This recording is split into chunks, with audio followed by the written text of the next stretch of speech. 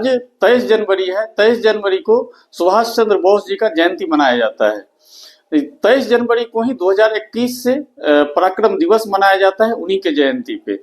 तो हम लोग कुछ सुभाष चंद्र बोस जी के बारे में हम लोग जानते हैं।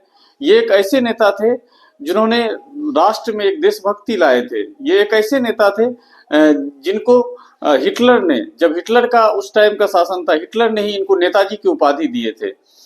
इनका जन्म उड़ीसा के कटक में हुआ था और पिता के कहने पे इन्होंने आईसीएस निकाली थी, इंडियन सिविल सर्विस इन्होंने निकाली थी।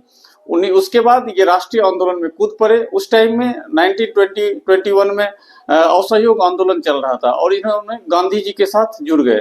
लेकिन इनका मतभेद हमेशा ही गांधी जी और जवाहरलाल नेहरू से रहा, क्योंकि गांधी जी का कहना था कि अहिंसा से हम काम लेंगे और सुभाष चंद्र बोस जी थे जिन्होंने कहे थे कि जब तक आदमी के पास, जिसके पास ताकत नहीं रहेगा, जिसका आवाज बुलंद नहीं रहेगा, उसका बात कोई नहीं मानता है। आज के डेट में ये उनका कहा हुआ कथन आज सत्य होता है। यदि आपके पास ताकत नहीं है तो आपका बात कोई नहीं सुनेगा, ना आपका बात कोई मानेगा।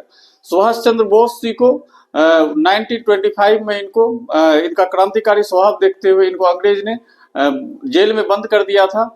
लेकिन फिर से अंग्रेज को इनको छोड़ना पड़ गया, क्योंकि जब इनको जेल में बंद किया गया था तो इन्होंने बोला था कि यदि आप हमको जेल में बंद रखेंगे तो इससे बढ़िया हम अपना मृत्यु स्वीकार करेंगे, लेकिन जेल में बंद रहना नहीं स्वीकार करेंगे। सुभाष चंद्र बोस जी थे जो जिनको 1938 में इंडियन नेशनल कांग्रेस के प्रेसिडेंट बने और 1939 में त्रिपुरा सेशन में भी इनके विरुद्ध में गांधी जी के सपोर्ट थे सीतारामैया जी, पट्टाभी सीतारामैया, उनको उतारे थे गांधी जी। लेकिन सुभाष चंद्र बोस जी ने उनको 1939 के त्रिपुरा अधिवेशन में उनको हरा दिया। तो उसके बाद गांधी जी ने कहा था कि ये सीतारामैया, पट्टाभी सीतारामैया का हार नहीं है, ये हार मेरा है। उसके बाद गांधी जी कांग्रेस की जो वर्किंग कमेटी थी उसमें जितने भी अधिकतर सपोर्टर गांधी जी के थे, तो सुभाष चंद्र बोस जी को समझ में आ गया था कि हमको अब कांग्रेस में हम ज्यादा दिन अब रह नहीं पाएंगे। उसके बाद इन्होंने कांग्रेस से इस्तीफा दे दिया। उसके बाद इन्होंने 1939 में ही इन्होंने फॉरवर्ड ब्लॉक का स्थापना किया। फॉरवर्ड ब्लॉक का स्थापना करने के बाद इनको बाद में फिर से अंग्रेज दोबारा से इनको जेल में रखा। उसके बाद जब इनको जेल से छोड़ा गया तो इनको नजरबंद कर दिया गया था। जब ये नजरबंद थे तो नजरबंद में इन्होंने पुलिस को चकमा देते हुए इन्होंने वेश बदल के भारत से पेशावर होते हुए अफगानिस्तान के काबुल गए। काबुल से होते हुए इन्होंने रूस की यात्रा की। जब ये रूस पहुंचे तो इनको लगा था कि रूस इनका कुछ सहयोग करेंगे, लेकिन रसिया इनका सहयोग नहीं किया। इनको जर्मनी भेज दिया, बोला आप जर्मनी जाइए, आप हिटलर आपका कुछ हेल्प कर पाए। जब ये जर्मनी गए थे तो उस टाइम सोचिए, जब हम लोग का देश गुलाम था उस टाइम इनका क्या रुतबा रहा होगा कि जर्मनी जो उस टाइम सबसे ताकतवर देशों में एक था, जर्मनी का विदेश मंत्री इनका स्वागत वहां पे किया और वहीं पे जर्मनी में ही इनको नेताजी की उपाधि मिला था। उसके बाद 1941 से 43 तक इन्होंने जर्मनी में ही रहा। 1943 में इन्होंने आजाद हिंद फौज की कमान संभाली।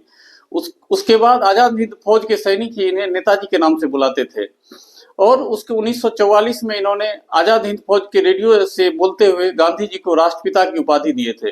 ये सुभाष चंद्र बोस जी ही थे जिन्होंने गांधी जी को राष्ट्रपिता की उपाधि दिए थे।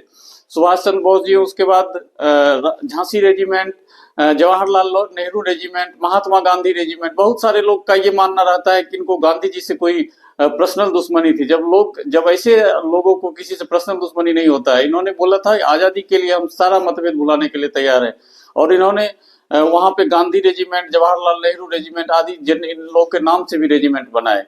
वहीं पे इन्होंने नारा दिया था, दिल्ली चलो, तुम मुझे खून दो, मैं तुम्हें आजादी दूंगा, ये नारा लगाए थे। उसके बाद लेकिन द्वितीय विश्व युद्ध चल रहा था। द्वितीय विश्व युद्ध की समाप्ति पे जापान का हार हो गया। जापान के हार होने के बाद इन्होंने ताइवान से ही एक प्लेन दुर्घटना में, जैसा माना जाता है कि ताइवान से जब निकल रहे थे उसी टाइम प्लेन दुर्घटना में इनकी मौत हो गई थी। लेकिन इसका कोई भी आज तक सच्चाई नहीं है। आजाद हिंद फौज के बाकी सैनिकों को बाद में अंग्रेजों ने पकड़ लिया था और लाल किला पे इनके विरुद्ध केस भी, आजाद हिंद फौज के सिपाही के विरुद्ध केस भी चलाया गया था। लेकिन उस टाइम पहली बार जब बीच में जवाहरलाल नेहरू वकालत छोड़ दिए थे, लेकिन उस बार पहली बार जवाहरलाल नेहरू ने काला कोट पहना और आजाद हिंद फौज के सिपाही के लिए केस भी उन्होंने लड़ा था। लेकिन अंग्रेजों ने उनको फांसी की सजा सुना दी थी।